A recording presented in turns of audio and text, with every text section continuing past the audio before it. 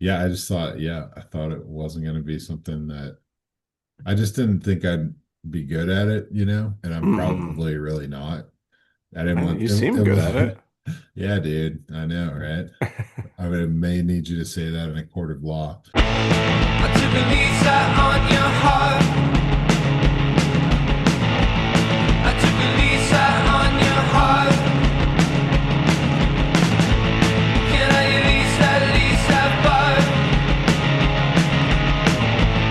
Can I at least have fun? Can I at least have fun? Welcome back, everybody. We are Rough Draft Research. You are the audience, and together we are on a quest for Dynasty Domination. How's it going over there, Daniel? So good. I'm doing great. Just Good. chilling, loving it life, getting ready. Hall of Hell Fame yeah. game. Both big family weekends for you and I. It seems Oh like yeah. we're pretty Hmm. pumped about it. How are you, Christian?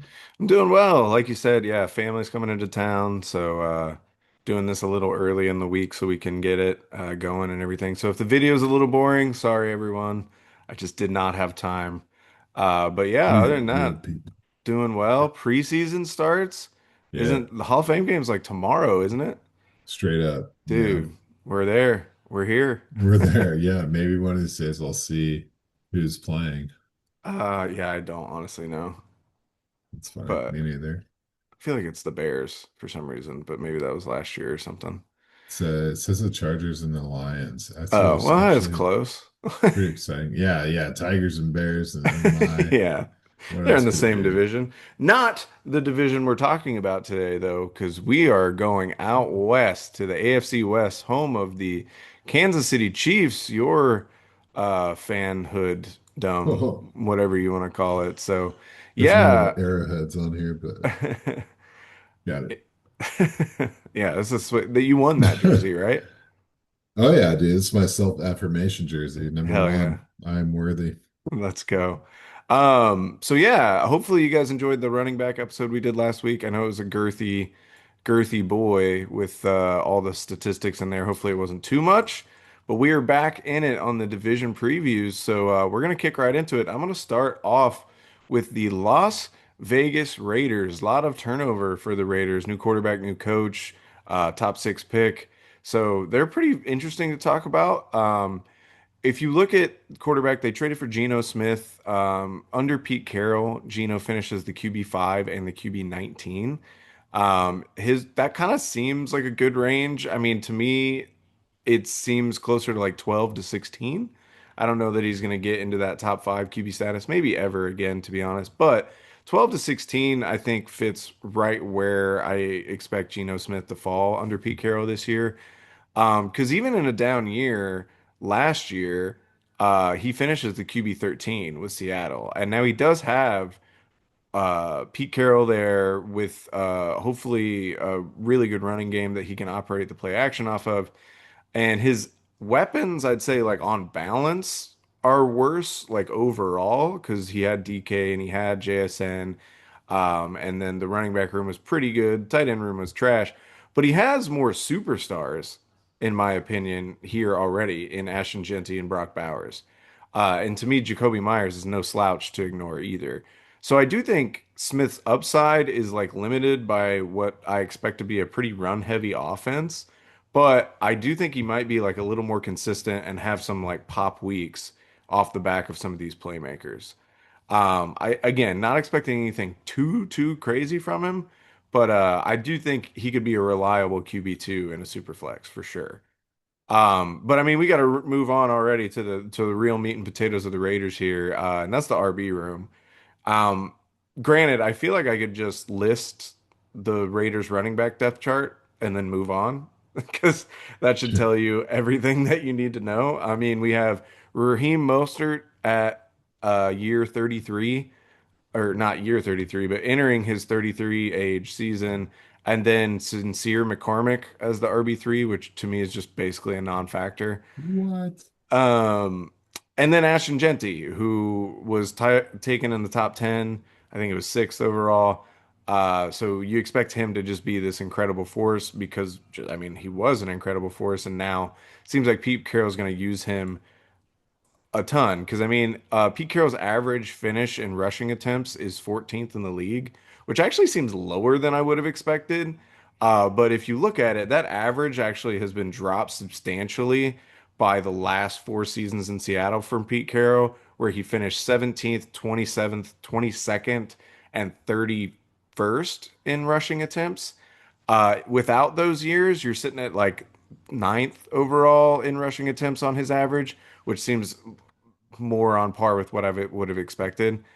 And to me, just with the weapons they have and the investment they made into Genty, it seems like they could finish in the top five in rushing attempts, which is something Pete Carroll's done six times as a year of as a head coach, which sounds like a lot, but he's also been a head coach for a billion years, so it's actually not that many of his years, but it's still six times he finishes in the top five. I feel like we're coming for one of those seasons this year.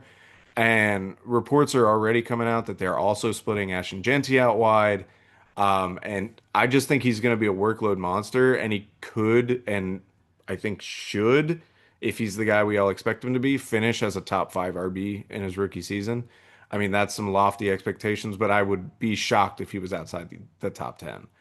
And yeah, I mean, we've talked about Ashton Genty so much this offseason, so it kind of sounds like beating a dead horse a little bit, but just the way he shrugs off contact and the way that he never seems out of scoring a potential touchdown, no matter where he's at on the field, is going to fit into what Pete Carroll wants to do. So I'm really, really excited about Ashton Genty. I think already he maybe has like RB1 upside potentially, but maybe those just way too lofty expectations.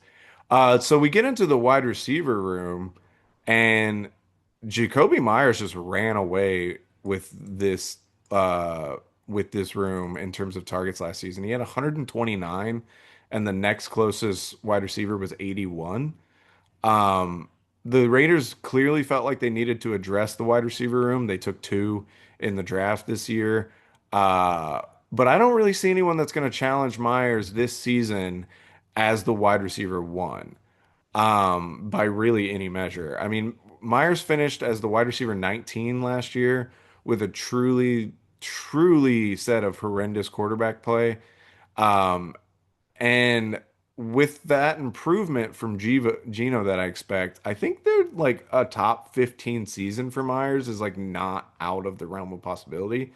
I think I'd put his range to that 15 to 20 range though. Because he is just so consistent, and then Bowers is going to take pressure off of him. Genty and the running game is going to take pressure off of him. And while he may be like the one true threat at first, he's still not even like the number one target in their offense. So he's going to be a consistent guy for Gino to be able to get the ball to. And he's just shown that he has that ability to secure the ball and just be a consistent presence for his wide or for his quarterback. So the real question is who's going to end up as the wide receiver two? And the secondary follow-up question to that is how important is that role even going to be? Answering that second question first, I mean, there's reports, like I said, already that Genty's being split out wide, and the Raiders are also looking to use wide receiver or two tight end sets a lot more often, and incorporate Michael Mayer into the offense. And I think that makes sense from a team that's probably going to want to run the ball a lot. They have these two tight ends on the field. I think it makes sense because you can run the play action out of that. You can also throw to these two tight ends. So to me, it's like if that all is true, it seems like the wide receiver two role could be pretty diminished from what it was last year, in year one with Pete Carroll. I mean, that's a spot that only saw 81 targets last season. I could see it trickling down to like the 70s or the 60s, especially depending on how they want to use all these new names they brought in.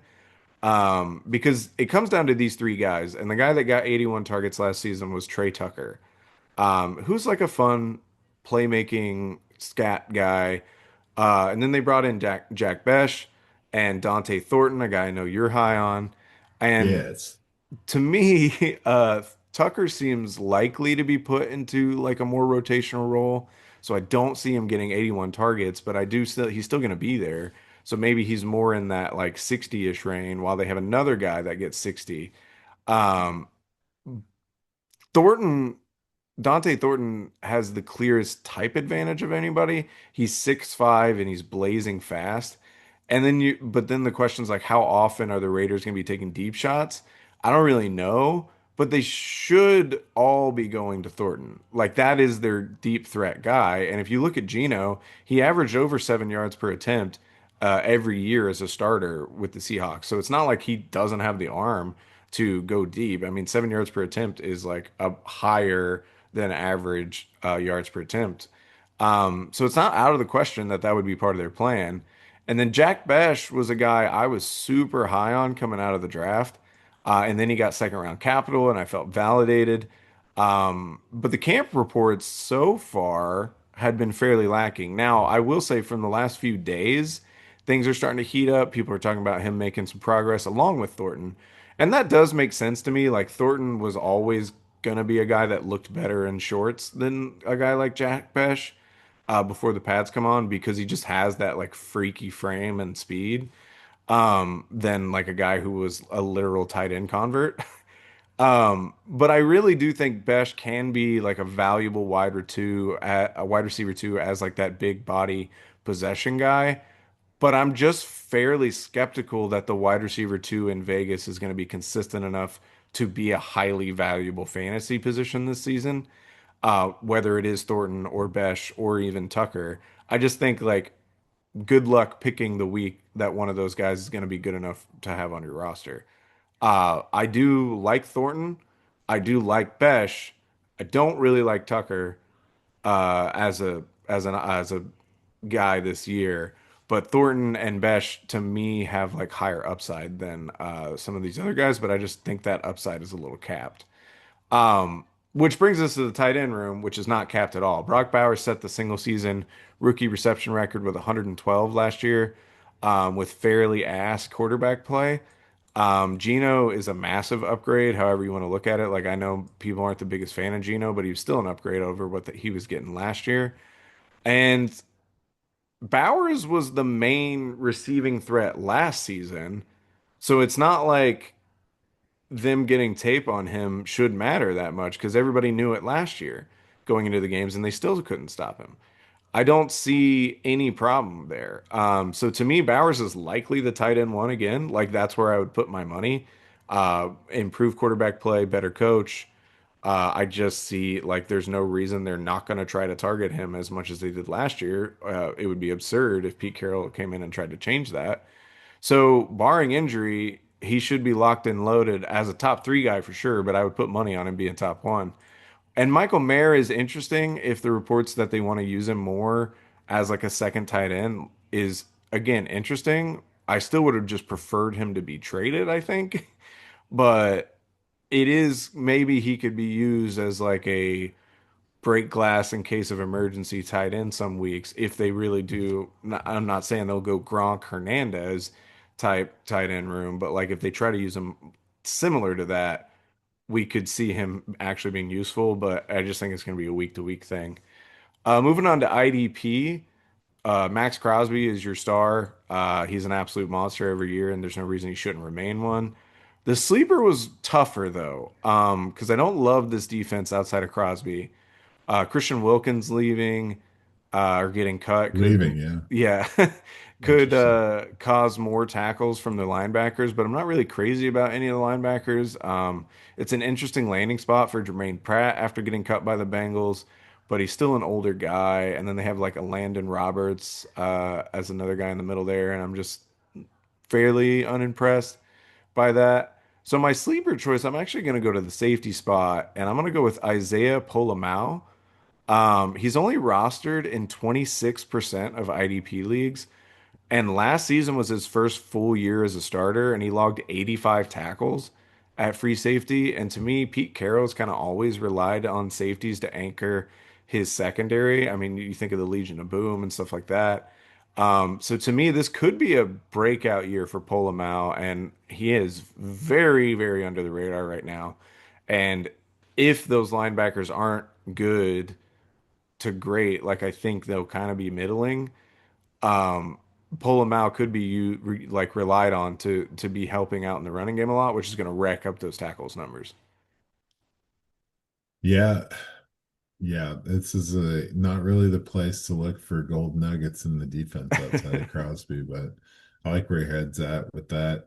Um, yeah, a lot of new faces on the defensive side. I don't know about the Wilkins thing. We don't really have to talk about it. It seems kind of crazy. They got Eric Stokes there now, huh? Ugh. What's going on, dude? Rebirth. Bring it back to life. Yeah, hopefully, I mean, hopefully the kid can bounce back and be good, but he was certainly anything but in Green Bay. Yeah, they got a ton of kind of like, I don't know, they got Jermaine Pratt, Devin White is in here, Jeremy Chin. Like this is kind of a who's who of Island of let's misfit toys. yeah, like just sew it together, man. This quilt will keep you warm. So anyway, but offensively, I mean, you kind of nailed it, right? This is kind of a top heavy talent pool. Then you got Hmm. Genty clearly kicking ass, without even taking an NFL snap. We're projecting him RB1 range. The RB1 range. Anyway, then you got Brock Bowers projecting him the tight end Oh, for one sure, yeah. range. And I think Gino, I mean, I think this is a upgrade for Gino. I know like JSN's not there, DK, those things, but I think that the Raiders just feel like a team that takes more risk, than Seattle maybe had. And the ground game's going to open up the air for them, especially with the short yardage pass catchers that we're talking about. I'd love to see Michael Mayer involved. I feel like he does have something to contribute, just hasn't, had the opportunity to be activated. It was a short rookie year before he got immediately stepped on with the Brock pick. So I don't know. This feels like a strange team to really forecast anything unpredictable on, but the predictable stuff feels pretty locked in. Yeah. Uh, I'm with you though, man. I do. I'm on the R lads. I get down checking out these depth charts, and it does have Thornton as a starter Yeah. with Besh as a backup. Hmm. So, you know, the hard facts is Jacoby Myers exists as, the obvious slot guy.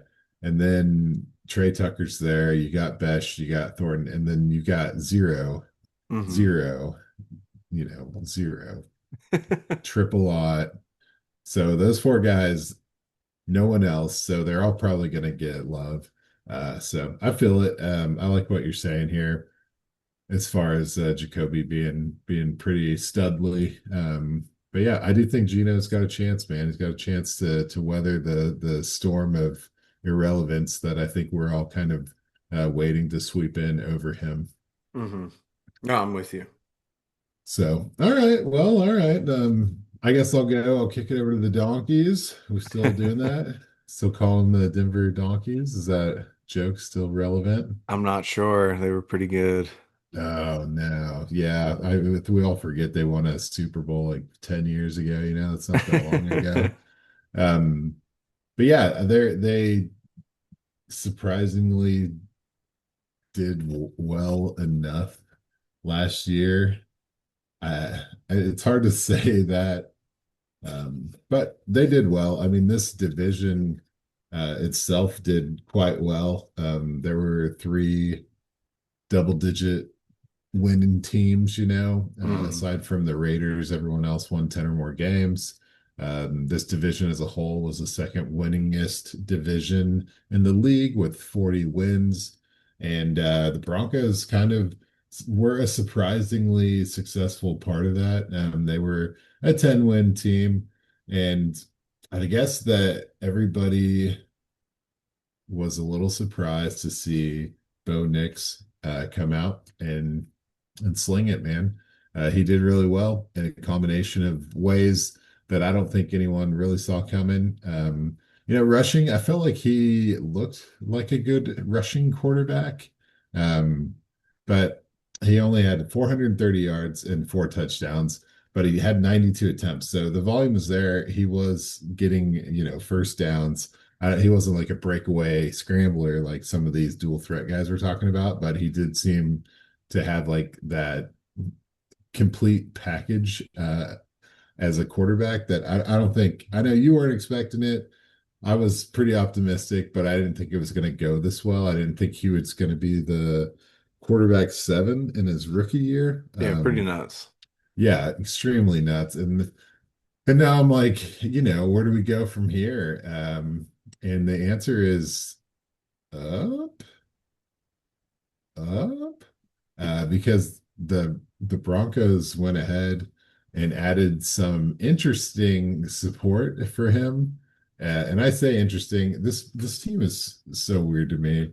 So we know like Javonte Williams is no longer on the squad. Hmm. He's with Dallas. And so they went ahead and took a second round pick on RJ Harvey.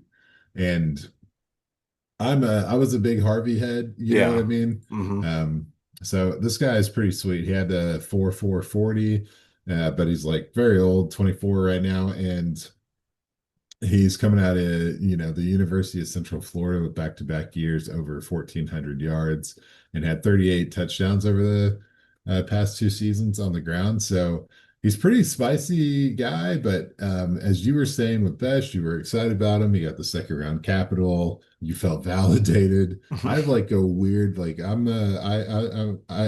spy the sleepers. Like I target Hmm. these guys that I think will be a value. And then Denver does this thing where they're like, oh, let's just, blow up the spotlight on this 24-year-old running back and take him in the second round. Doesn't really make sense, but if you're looking at the carry splits, like Javonte was out, he only got 139 carries, and Jaleel McLaughlin got 113. So the load was pretty balanced. This team, as far as like scores on the ground, they were 23rd in the league. So they weren't really successful scoring on the ground. Their Hmm. rush yards were about halfway, 16th in the league. But they've always had pretty decent offensive line. And as far as run blocking, they were 11th last year. Pass blocking, they were number one. Probably helps Bo Nix look like a badass. Yeah. But I think that they have an above average offensive line. We all agree on that. And so when you bring in RJ Harvey and give him the opportunity to shine, I do think that's going to be pretty awesome. I think he's appropriately valued, even though I was hoping he would be undervalued and obtainable. I had to trade Chase Brown to get the pick to get him in a draft, and I still don't know if that was a good idea or Oh, not. wow. Yeah. Yeah, it was fun. I mean, it was worth it for me because I was having fun.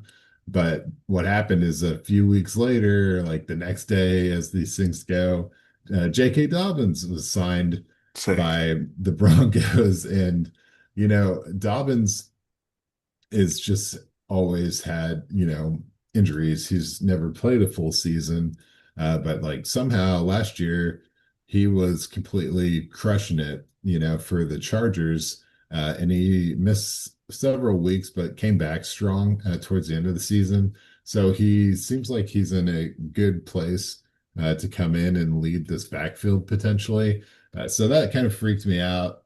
It gives me a little bit to worry about as far as being excited about RJ Harvey. Yeah. But I think just like give it a little bit of time and they'll work it out. I think there's potential for both of these players to be exciting, and they're going to have to be because here we go again with the wide receiver room. This is freaking me out every time. Cortland Sutton, okay, love the guy. Just got a new contract. He's going to be inked up. He's got $92 million over Hell four yeah. years. Yeah, I know, dude. Terry McLaurin's punching air right now. It's not Terry money, but it ought to be. I mean, this is a pretty good deal. Hmm. But yeah, I mean, he just crushed it last year. He had 135 targets, just over 1,000 yards and 8 touchdowns. And it feels like he could probably grow on that. He only caught 81 of the 135 targets. So it feels like there's some room for growth in that catch rating. But yeah, it's only his second year in the top 20. And it feels like him and Knicks have hit it off, and I think he has the potential to build on to that season. Mostly, I feel that way because wasn't a lot of competition. Number two on the team as far as targets was Javonte Williams, who had 70, which still blows my mind a little bit. Pretty crazy. Um, yeah, but they're doing like the silliest stuff in the world. I'm looking at like the past 5 years Broncos wide receiver drafts, and like we know these names. There's the Voulet in the seventh, Troy Franklin, who's having a great off season. You got Marvin Mims and Montrell Washington, Seth Williams, like KJ Hamler. What are we doing? So it's more of the same with the Broncos. They go with Pat Bryant, a Mhm. player out of Illinois that I was really pumped about Yeah, to be like a fifth round guy, somewhere. But this opportunity that he has here is potential to be the number two wideout on this for team. sure. Yeah. But given the third round draft capital kind of scared me away with the hype. But if you're looking at the number two wide receiver on this team last year, you're talking about three guys between 50 and 55 targets in Volet, Mims, and Franklin. And I'm not getting too jazzed about keeping a fantasy asset on my team that's whopping out at 55 targets. You know what I mean? Hmm. It's not really getting me out of bed.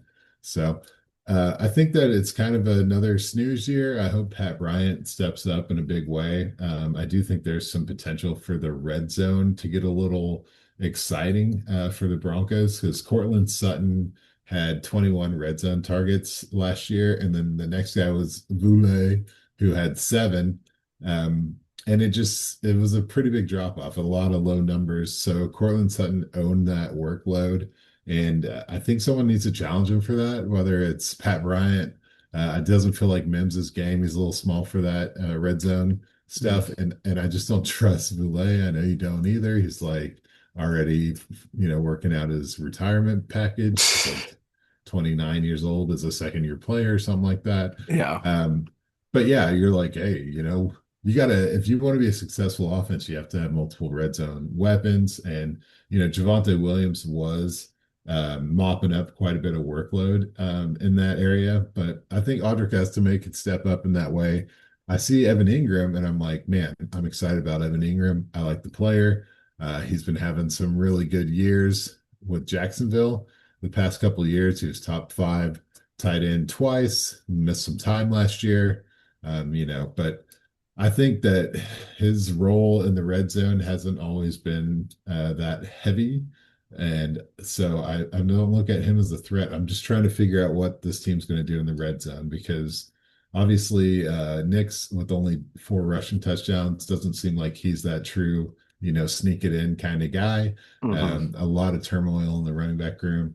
I just think we need another guy coming in from the in the red zone just to make this team work. So anyway, I'm just all over the place. I do think Evan Ingram is being undervalued as a tight end this year. I think that there's a lot. I've read a lot about it because I got Ingram in a lot of places. I'm getting ready. When you do redraft, you're really looking for that guy that's like right now the tight end eight that could be the tight end four, you know what I mean? Because Yeah. you don't want to be that guy that drafts the top three. Like last year I picked up Trey McBride in a lot of places. He was in that sweet spot and he popped. I'm looking for that Trey McBride of this year. And I keep going back to Ingram just because of where he's being valued right now. But then I look at his last full season, only had 9 red zone targets. It just hasn't really been that red zone guy the past couple of years, even though he's been successful, still hasn't really hit the scoreboard. Yeah. Hasn't had more than 4 touchdowns since his rookie year. So I don't know, man. Just searching on this team. It feels like they're going to pop, feels like they're going to continue rolling. So someone on the squad that's not Cortland Sutton is going to have a big one. But I know that that I know, that we know that Nick Benito Yeah. it's gonna probably keep the world rocking. He had a great year last year. Several forced fumbles and even an interception thrown in there on top of 13 and a half sacks. He's just devastating. So I look for him to continue rolling. He's pretty well rostered. Um, but this team brought in a lot of talent Yeah. on the defense. I say a lot, but like it's really they brought in Drew Greenlaw, and then they've got Talanoa Talanoa Hufunga, Hufanga. um, Yep. Hufunga, coming out of San Francisco, who's a feisty DB, really doing some good things. I'm putting him in as a sleeper. He's 51% rostered. He hasn't had a full season the past few years, but the last time he did in 2022, it was a really rock star Hmm. DB season. Four picks in there, nearly 100 tackles, over 200 fantasy points. That's what you're looking for in IDP for a DB. So I think he's obtainable. I see this guy, Captain G Love's got him rostered. I'm going to dust that guy in a trade here pretty quick, obtain some Hufunga. So Hey, I he's don't on the know. block. Is he? Oh Yeah. no. All right. Well, then I'll have to get in on this. All right. We'll talk.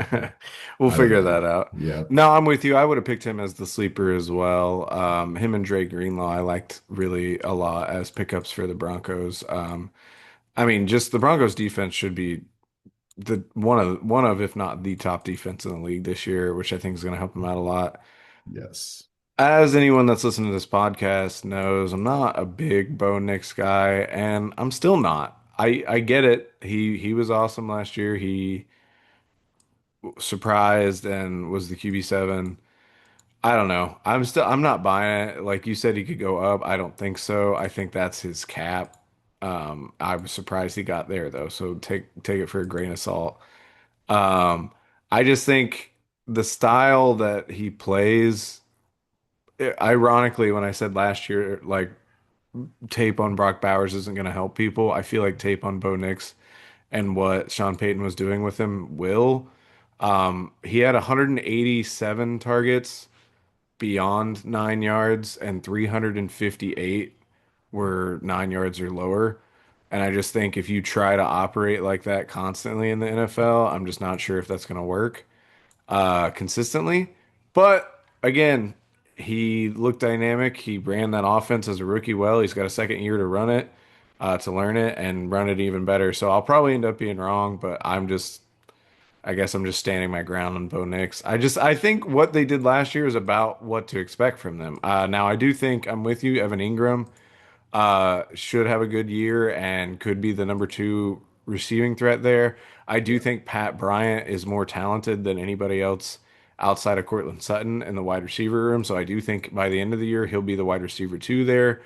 Another kind of situation like the Raiders, where I don't know how much I want the wide receiver two of the Broncos.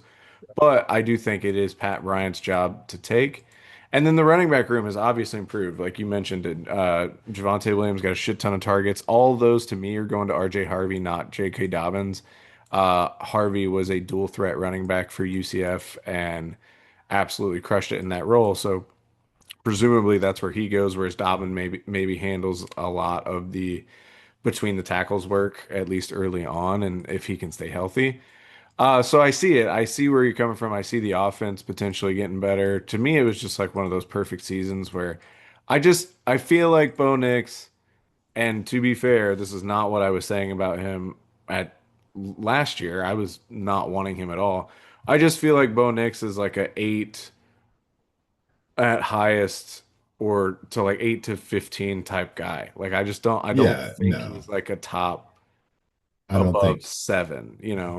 No, I'm with. He's like if you list the real top six quarterbacks, he shouldn't be in that conversation. Yeah, well, even fantasy wise, like I think it's Well, like sure. Yeah, I meant. Yeah, yeah. yeah, like even when I mean Daniel, not to compare him with Daniel Jones because I do think he's better than Daniel Jones, obviously, but Okay. Daniel Jones had a fucking QB9 season or whatever, like it happens for these guys sometimes. A perfect scenario where then they just like don't do that as much, and maybe I'm just a hater, maybe I'm just drinking that haterade, Haterade, uh, maybe.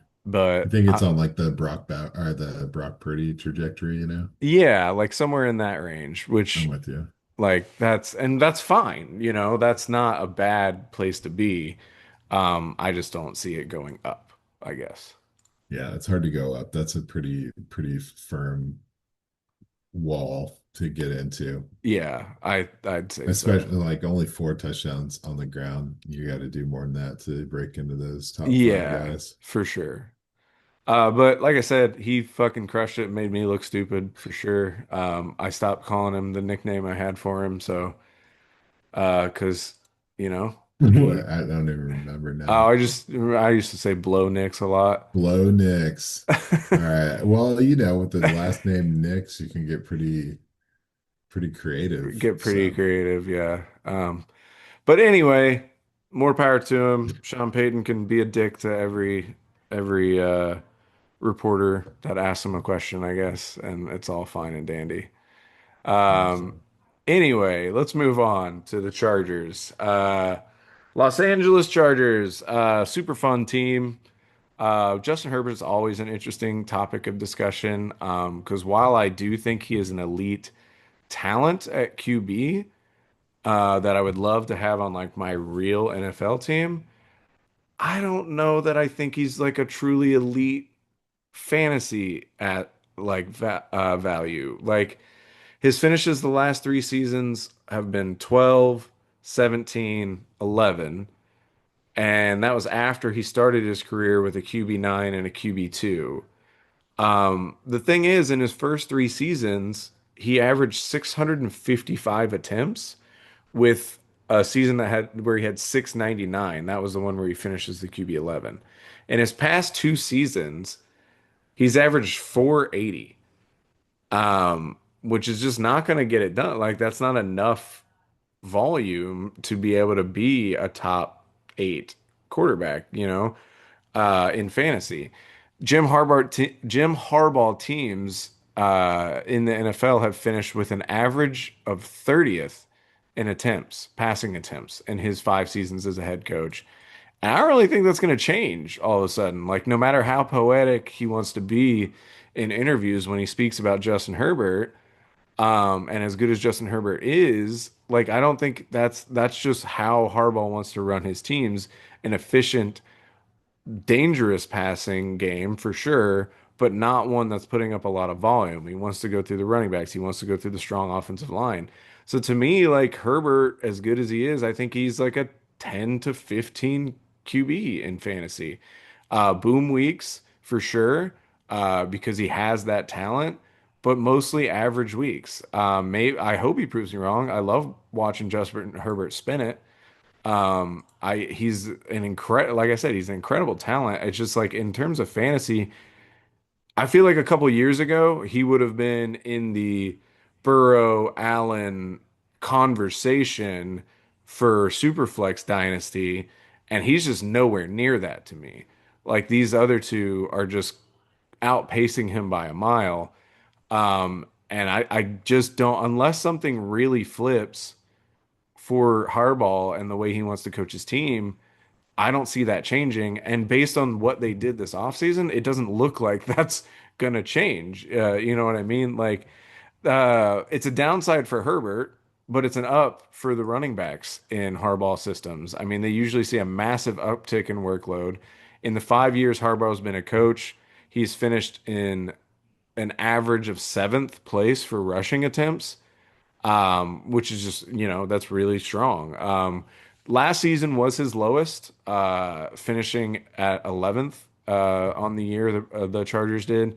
And I think that's like where you see the balance between his style and having Justin Herbert, because it was also his highest in passing attempts. That was only 28th in passing attempts for the league. So it's not like it was crazy high, but he was just usually so much lower than everybody else.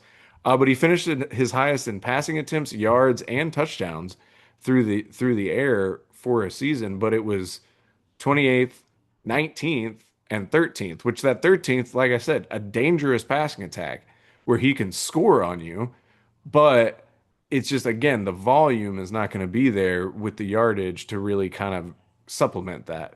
And last year, I don't think they had an RB that they really ever trusted.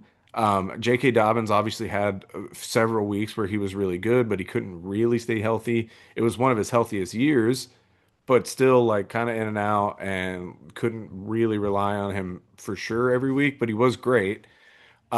So they go out and they sign Najee Harris, who is a reliable, if non-exciting presence in the backfield. But then he immediately has no timetable for a return after the incident with the fireworks during 4th of July and his eye. So we have no real idea what's going on, but they're being weirdly shady and not telling anybody about what's going on there. So a guy in Najee who I already felt was going to lose snaps to Amari Hampton pretty quickly is now not at camp, or at least not practicing at camp because he's injured. So that's just going to speed that process up. So Amari Hampton is in for a massive workload as a rookie because if you look at the guys behind him, it's Hassan Haskins and Kiami Vidal. I know we all got excited about Vidal once upon a time, and I'm sure people were thinking that Haskins was going to be the guy to take over for Derrick Henry once upon a time, but clearly neither of those worked. So nobody's touching Hampton, even Najee at this point. In Omarion Hampton's 2 seasons as a starter for North Carolina, he had 254 attempts and 281 attempts. So he's already proven that he can absolutely handle a massive workload as a full-time back, and they just spent a first-round pick on him. So to me, the real only question for Hampton is he can he compete with Ashton Genty for a top RB rookie season? And I think he could. I don't know. Like I obviously I said talking about the Raiders, Genty has that RB1 upside. I wouldn't say that for Hampton. So it would be one of these situations where if Genty does finish, say RB8 or 9, I wouldn't surprise me if Omar and Hampton was RB10 or 11. That would not shock me at all.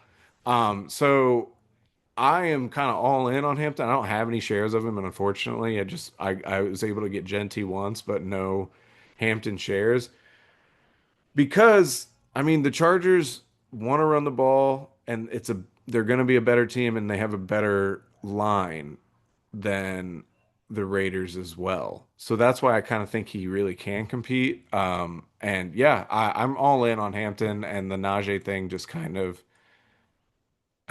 cemented that for me, to be honest. But all that being said, I'm also all in on Lad McConkey. McConkey as a rookie was dominant and dominated the Chargers with 112 targets, and I see him leading this room again easily. He finished as the wide receiver 13 with a relatively slow start. From weeks 1 to 7, he only had over 14 fantasy points in PPR twice. But then from weeks 8 to 18, he only finished under 14 points twice. And in fact, just a completely dominant stretch to end the year. From weeks 11 to 18, including not including a game he missed in week 14, he was averaging 18 and a half PPR points. And then in the playoffs, we saw like what his absolute upside was with 14 targets, 9 catches for 197 yards and a touchdown. And then you read all the reports about McConkey. It's that he's unguardable. He's developing a mind meld with Justin Herbert. They're becoming one and the same. It's just like all signs are like pointing up for me on Lad McConkey. And McConkey is a guy that I compared a lot to Garrett Wilson coming out. Um, and take with that what you want, but the numbers say that they're very similar players. Um, Imagine giving Garrett Wilson Justin Herbert. You know what I mean? Garrett Wilson's whole problem, his whole career has been inconsistency, and maybe some of it's his fault, but a lot of it's the quarterback play. That's something you don't really get with Justin Herbert, a consistent guy that's going to get you the ball when you need it. And I really do think Ladd is in line for like a top 10 wide receivers season this year. I don't think that's that far of a stretch. He was electric last year. So to me, again, just like the Raiders, the wide receiver 2 spot is a little cloudier and like maybe a little more interesting to talk about, except that I'm just such a big McConkey fan that I had fun doing that. Because if you, it's really going under the radar that Quentin Johnson had 91 targets last season, I think. And he did have a massive improvement fantasy wise from his rookie season under Harbaugh. Um, like he went from the wide receiver 74 his rookie year to the wide receiver 39, which is still not great, but that's a big leap. And while that's still nothing to write home about, obviously, and it's funny to like send those videos around of the wide open drop that he had in camp. But if you actually read about what's going on at camp, it's everybody talking about how QJ is stealing the show. QJ looks like a new player. He looks like he's really stepping up into his role. Is he always going to have the best hands? Obviously not. But it does seem like he is taking a step forward based on everything we're reading. Um, and I think everyone's kind of written him off for Trey Harris and maybe even Keandre Lambert Smith in a way. But I think that's just a bit presumptuous. I think he's gonna get another year as the wide receiver two to McConkey.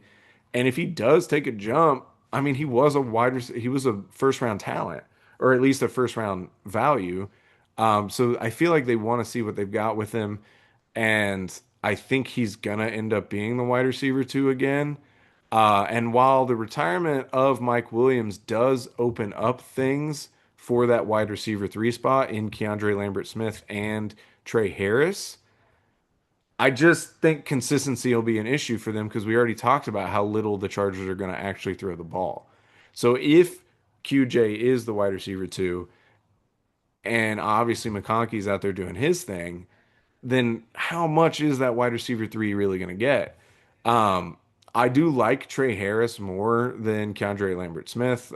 He's a guy that we both really liked, and maybe in a year, he could end up being that wide receiver too. And depending on how Quentin Johnson does this year, and maybe I'm just buying into the hype again, but the wide receiver three and four in LA last season had 65 and 17 targets respectively, which is just not gonna cut it, you know. So maybe it's Trey Harris that gets those 65, which would be great. But I do think Lambert Smith is also impressing enough in camp that he should probably get more than 17, especially with Mike Williams being gone and Smith being a faster guy, can maybe be that deep threat. So maybe those even back out and maybe they both get around 50 something. But again, do you want 50 something targets out of your dynasty rookie prospect? Probably not. You want more. Not going to be a bad season, but not a very good one either. I if I had to put money on who I would still bet on in terms of that wide receiver three spot or potentially the two, depending on QJ, it would be Trey Harris. I think he's just a playmaker. I think he's just one of these guys that will eventually not be able to be ignored. But I could see a more even split between the three, or at least between the two on the at the wide receiver three and four spot. Tight end Will Dissly was like largely ineffective for the Chargers last season. I mean, he had 64 targets, 50 catches, 481 yards, and two touchdowns.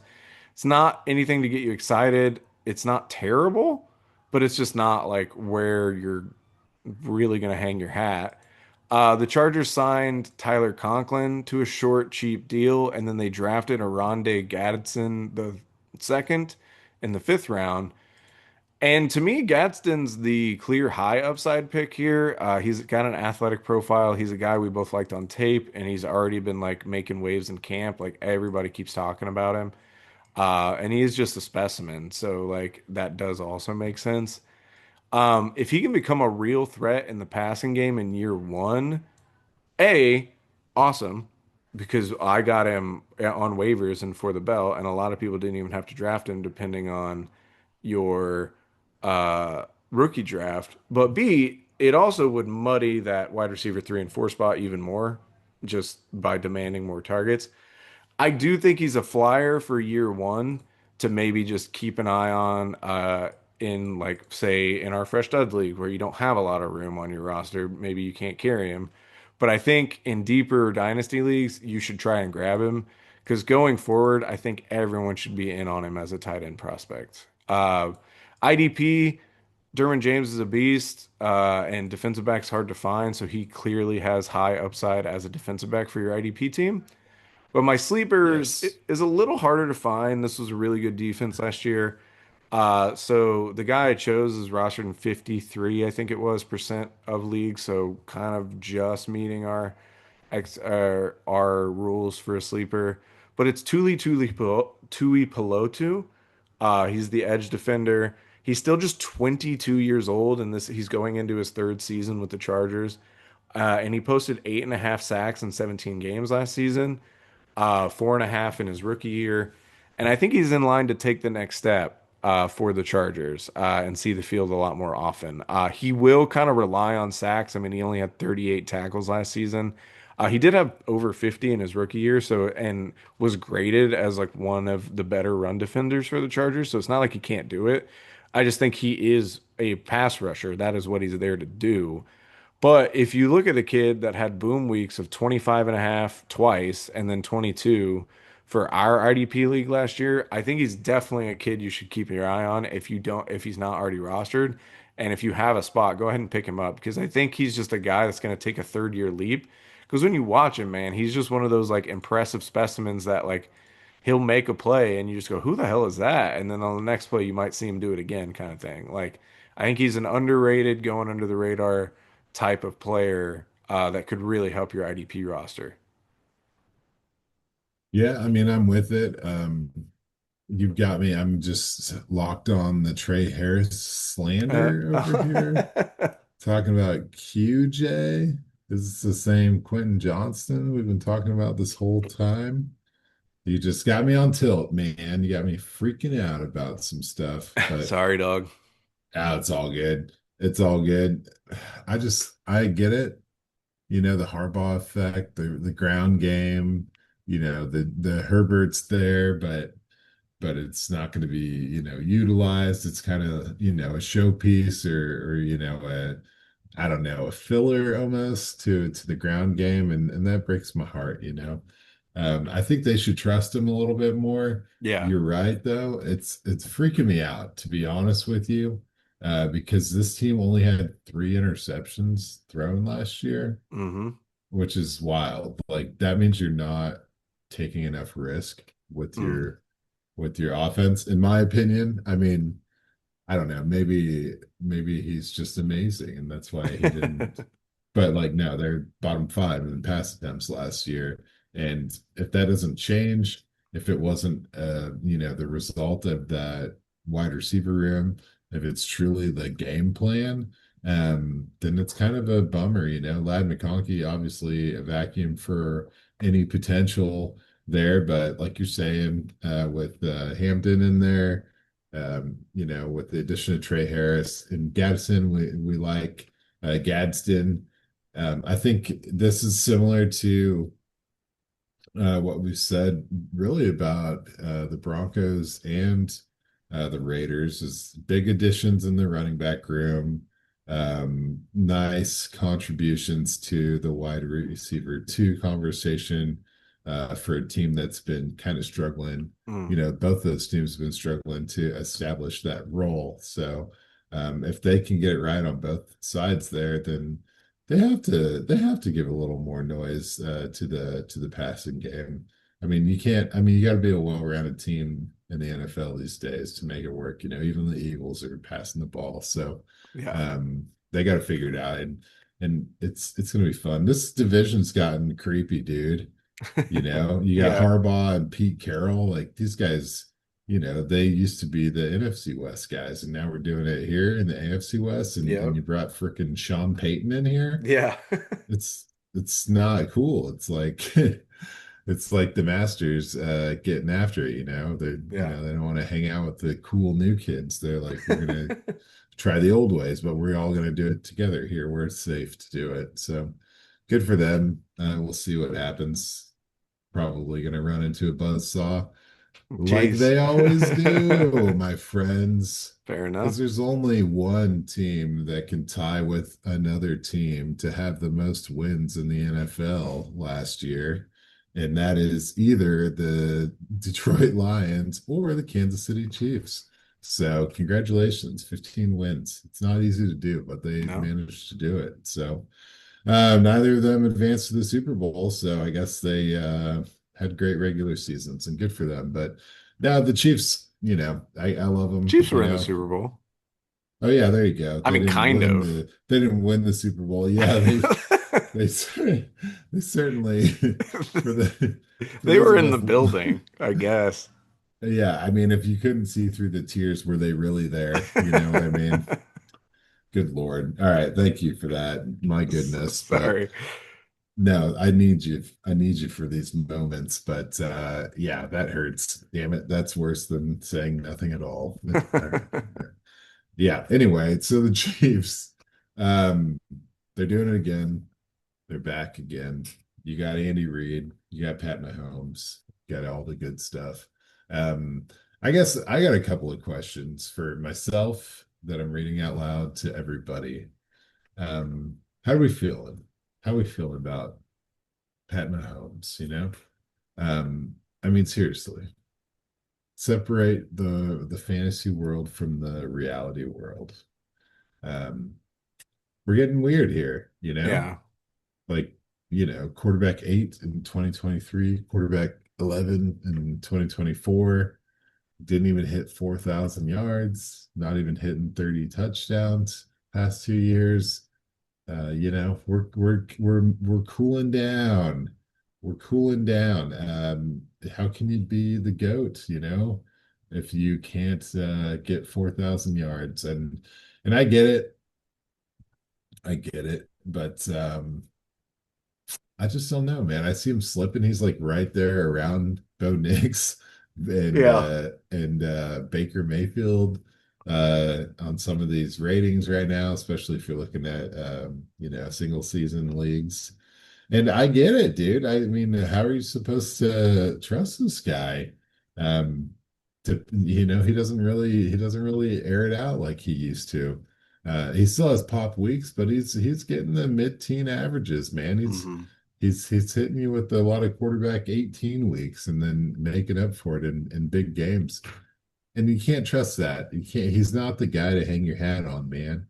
He's not even in the top five startup quarterback anymore, I don't think, man. And it's just kind of weird. I don't know how to feel about it. I don't know how to feel about it. So I'm telling you, so you can tell everybody else that he's going to have a bounce back year.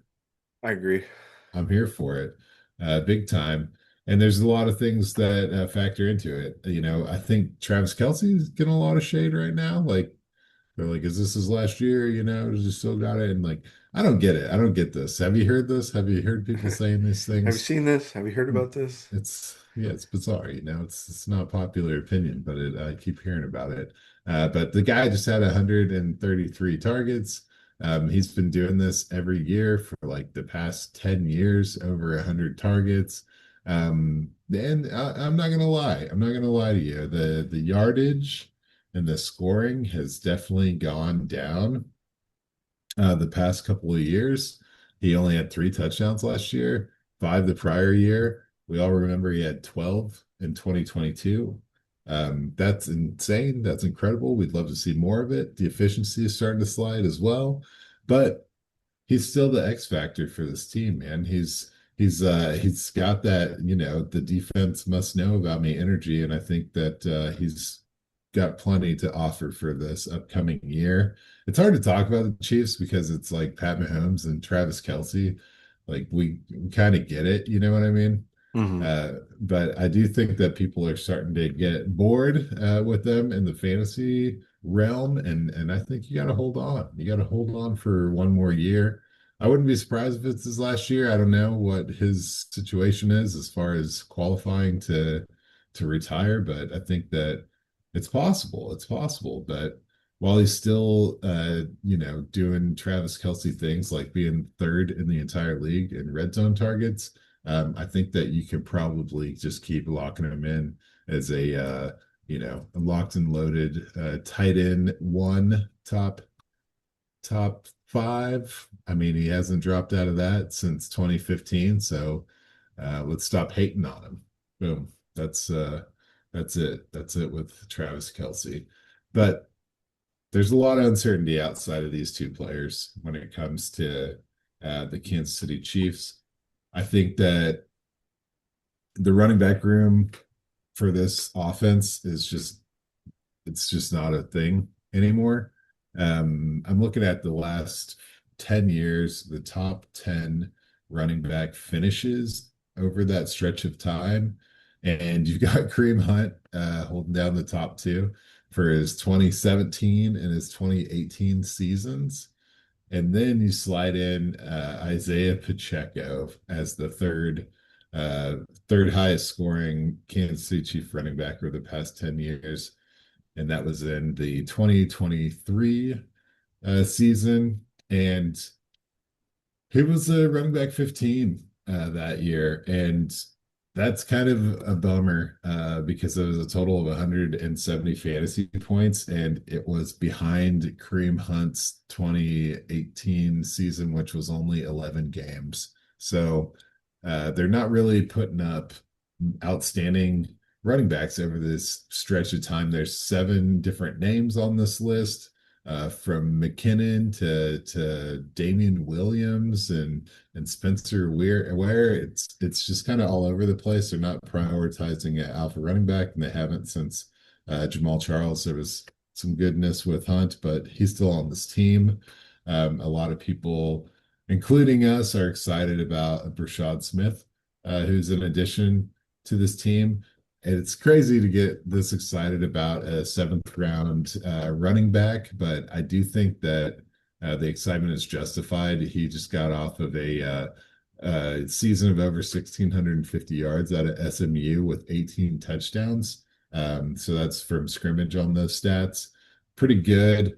And that was following up 3 seasons that weren't very productive as a wide receiver for the University of Miami. And I think that in a Chiefs offense with the Andy Reid coaching, you think of a wide receiver convert that can, be a proven running back as something that he could do a lot with. But then it's not just Smith. Kareem Hunt's still on this team. Held his own last year, did pretty decent. And then we have RDR prom queen, Elijah Mitchell still around. So Getting first team reps. dude, he's probably hanging out with Bijan, working out the wide receivers. You know what I mean? I love the off season, dude. Like we're ready for some on season.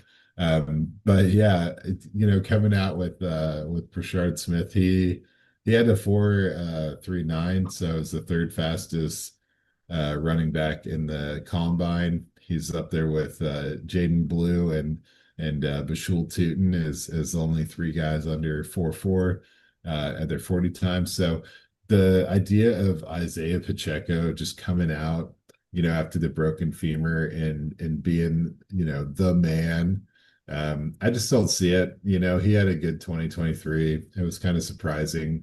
And we all got excited about it, but I think this offense has shown that it doesn't necessarily need to rely on a superstar in the run game. Their offensive line was 8th ranked for rush blocking and 17th for pass blocking.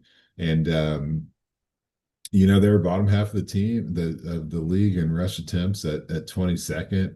And they had success just in different ways. I'm going to be honest, a lot of it was their defense playing lights out, and then just good game management. But I don't think Pacheco comes in here and cracks the top 10. I just don't think it's going to happen. I don't know if top 20 is even a possibility for him. I think they're going to spread the ball around. They're going to want energy, not necessarily a bell cow. So that's the long short of it as far as all that goes. But really, we're here to talk about the wide receivers, I think, in my professional opinion. We got to get this going, guys. We got to figure this out. Because it's been up and down, the past couple of years. We get a little excited and then we get a little disappointed. We get a little excited and we get a little disappointed. And right now we have brought in, Jalen Royals in the 4th round. It's a guy I'm really excited about at Utah State. Could be a nobody, could be incredible because he's sitting there with, Hollywood Brown in front of him, which is, an up and down story of itself. But I mean, truly, you got Rashee Rice, who is crushing it. He's obviously looking to lead this team in many ways, even past Travis Kelce in the red zone targets in 2023 when he had a lights out season with 100 targets, kind of creeping in on that, whatever that wide receiver. Uh, I don't know what you want to say, like an alpha type wide receiver come up. And then he got injured, tackled by his own quarterback last year, only played 4 games. It's got a pending suspension that I guess, can expect to happen eventually, maybe Yeah, who not even knows? this year. Yeah. But there's a chance for Royals to come in and have an opportunity based on how that shakes out. But really, I mean, Xavier Worthy stepped up in a huge way. He got to nearly 100 targets last year. The yardage total wasn't great, but he's proved to be a really explosive, electric player. And so there's a lot of action, a lot of excitement, a lot of energy going on in this wide receiver room. And it feels like they're building towards something that could, stand in for the absence of Travis Kelce if this is the last ride for him. So it's hard for me to really predict what happens with a healthy Rice and second year Worthy. But I do feel like there's going to be good news for Pat Mahomes' statistics and fantasy points coming out of this season once this all levels out. You really don't have much to predict off of. Like the Hopkins targets are only about 60 targets going to him that are gone. P. Ryan Mhm. had 35 targets. Like there's nothing really screaming as far as like availability to get these guys in. Really what you're looking at is the fact that the Chiefs pass attempts were lower than they typically would be. Well, I mean, they were top 10, but the yardage was 20th or 14th in the league. Sorry, guys, I got handwriting that is hard to read. Um, but they're 14th and they're usually higher than that. So there's a lot of potential for them to get back to where they have been in the past. So um, yeah, I guess that's it. The tight ends were put in the front of this conversation, which is strange. So I'll go just straight into IDP. I mean, Nick Bolton. Yeah. I got the Xavier Worthy jersey on. I should have wore the Nick Bolton, but this is my newest Chiefs jersey, so I wore it because I is still, I'll never forget where I was when they drafted Nick Bolton because he went one pick before Terrace Marshall Jr. Oh yeah. and I was so You were mad. pissed. Yeah. I was so mad because I wanted Marshall, who went to the Panthers at the very next pick. And gosh, I couldn't believe it. But here we are. Nick Bolton's just crushing it. It's almost like they You know, know what they're doing, like more so than me. I find it hard to believe, but huh? you got to recognize it when it happens. Real He, recognize real. that's right, dude. But he's on a tear, man. Like Yeah, he's he's sick. just going off. He did have an injury in 2023 that kind of slowed down things, but he got back to form last year, over 100 tackles, sack numbers, highest of his career. He needs to just get a little bit higher on the total tackles to put him in the top 10 Yeah. conversation for linebackers. And this is a team that is tough to find a sleeper, I think, because they have so much talent in the secondary, but that's not really like what IDP is about. Yeah. So for me, I'm just going to go with Karlaftis. I think that he's 60% roster, but he just got an extension. He's sick. And he's really climbing. He hit that 6 sacks as a rookie, and we're like, oh, like that's pretty good, but blah blah blah. But he's only built on it. He's never had a Yeah. lower season than that, and I think that he's feisty and still on the come up. So I'm Yeah. enjoying Karloftis quite a bit. So there you go. Yeah, I liked Karlaftis a lot coming out of Purdue, I'm pretty sure it was. Yeah. Because we did a live stream of that draft, and I remember thinking that was one of my favorite picks of the draft that year. So it's good to see him get paid. So shout out to him. I didn't really have a sleeper necessarily, but that I just wanted to shout him out. But I'm with you on the Mahomes thing, dude. I think they want to get back to, and I know we've been banging this drum maybe for too long, but I think they do want to get back to opening up the offense for him. I think they're starting to get frustrated with the ploddingness of this offense. And so, yeah, I'm kind of with you on all strokes. Like, I don't really see Pacheco. I swear to God, if Elijah Mitchell pops after I finally dropped him on everything, I'm going to lose my mind.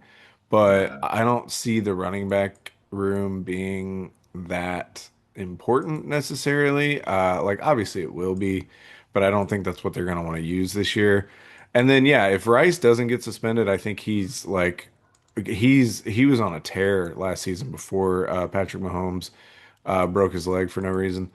Um, and so if he's fully healthy and if he doesn't get suspended, I think he just picks up where he left off. And then Worthy showed a lot of flashing talent. So if he can build off that and become a little more well-rounded. But again, if Rice is there to kind of take the pressure and then Kelsey's there, then Worthy is kind of that guy that they can sneak around and get open with his speed and maybe using him in some motion and stuff. So I do think they're going to try to throw the ball a lot. And I kind of think, yeah, it's gone too far with the Kelsey stuff.